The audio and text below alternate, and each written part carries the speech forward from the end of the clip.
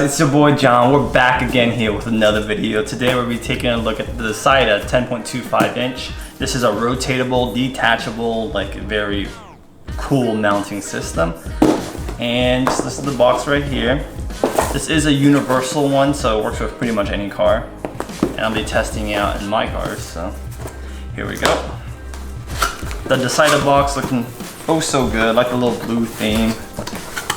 Now the first thing you'll be encountering is this, how the mount works with the flush nuts and all. Bam. You got 15 degrees, you can pull it out 25 mil. Cool, very nice. Then you have extra mounting hardware. So that's pretty, not sure if it's extra, but you got some mounting hardware right here. And it's telling you some feedback on wherever you bought it from. I bought this one off of Amazon, so you know, if you have a good experience or bad experience, make a review on Amazon. Now, we have the good film right here protecting the display. This is like more like a widescreen one. So not just widescreen, like an ultra wide. So a lot of users, it's good to have options. Now, generally the more rectangular setup is preferable. But for cars, you've probably seen it in the new Lexuses, the new Acura. Having this one will, it might not block your vents because vents are generally on the top of your head units. So having it more wide is good. And you can check out that mounting software right here. Very thick metal right here. Now you do get these little, like these bezels, which I'm not a fan of, but you know, it does have really strong, good mounting hardware. And then follow that foam out. You see the unit that's presented here.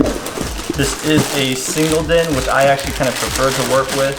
The reason why people are like, isn't double din better? 2 is better than 1. Well, with the single dins, they're pretty much the chassis. It's the chassis, right? The heat sink and everything is still the same size.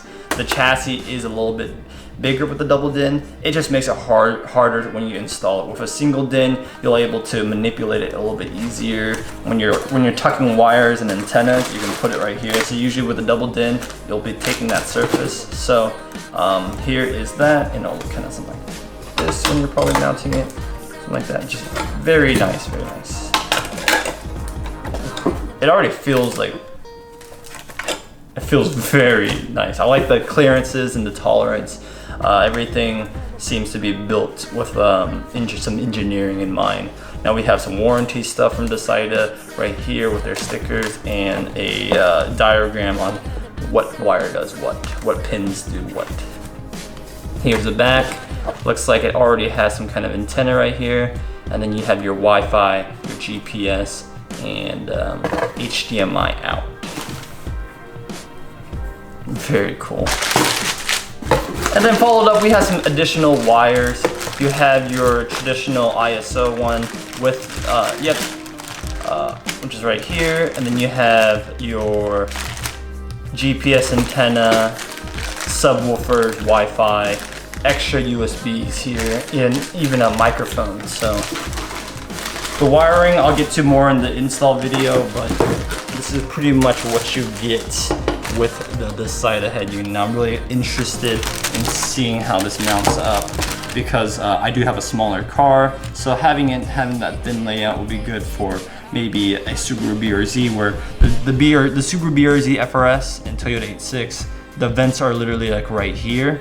So when the screens are too big, you run into that issue. Now, the reason why I also liked the Decida head units is it's the only head units that I have that had Android Auto wireless out of the box. Now you can download and do some like tweaking with Android Reloaded, but out of the box, this already has Android Auto wireless. So here in 2021, end of July. So that's just my experience. So again, great unit to have if you're looking for that functionality. Now all of the head units that I've been testing with Apple Carplay, they seem to have wired and wireless, so you're good there.